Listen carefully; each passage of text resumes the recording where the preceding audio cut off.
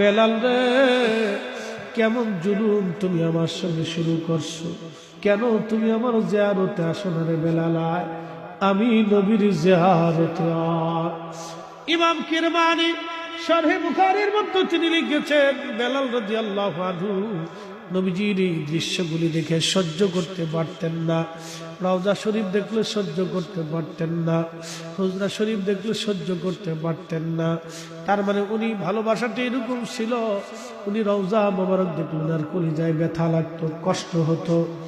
আল্লামা ইমাম জাইলাই নাসপুরের মধ্যে তিনি লিখেছেন, হযরত বেলাল রাদিয়াল্লাহু আনহু আবু বকরের কাছ থেকে বিদায় নিয়ে রওনা হয়ে গেলেন। আহা, হযরত ইমাম কিরমানি লিখেছেন, বেলাল রাদিয়াল্লাহু আনহু ওই দৃশ্যগুলি সহ্য করতে না পেরে চলে গেলেন তিনি মদিনা থেকে। আল্লাহু আকবার!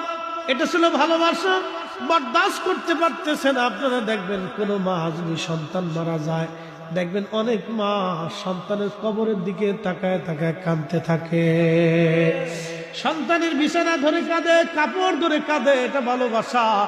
বাবার এটা দলিল দেওয়া হয় না, এটা দলিল দেওয়া হয় না, এই ভালোবাসার দলিল দিয়ে মানা যায় না,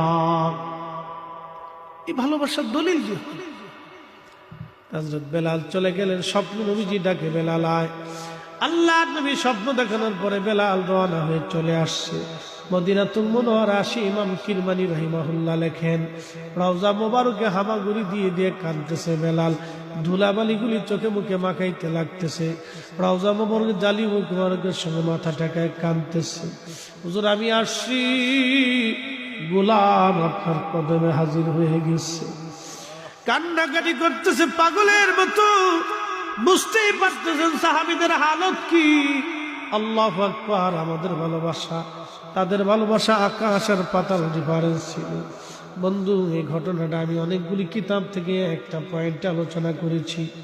হযরত শেখ আব্দুল হক মুহাদ্দিস দেহলভী রাহমাতুল্লাহ আলাইহি লিখেছেন, আল্লামা ইমাম তাকিউদ্দিন সুবকিয়া শিফা ও সাকামের মধ্যে লিখেছেন, রওজা মুবারকে বেলাল কাঁদে।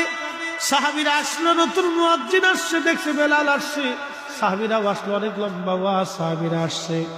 সাহাবীরা আয়েশা দেখতেছে নবীর মুয়াজ্জিন কান্নাকাটি করে, ডাক ডাকা, নবীর মুয়াজ্জিন কতদিন হলো আযান দাও না, একটা আযান আমাদেরকে শোনায়া যাও। নতুন মুয়াজ্জিন, সাহাবীরা উদ্ঘোষ করলো, কিন্তু বেলাল আযান দেয় না, রওজা মুবারকে কান্দে। সাহাবীরা বলল, আমরার কথায় বেলাল আযান দিবে না, যাও হাসান আর হুসাইন আছেন, ইমাম হাসান হুসাইনকে ডেকে নিয়ে আসা হলো।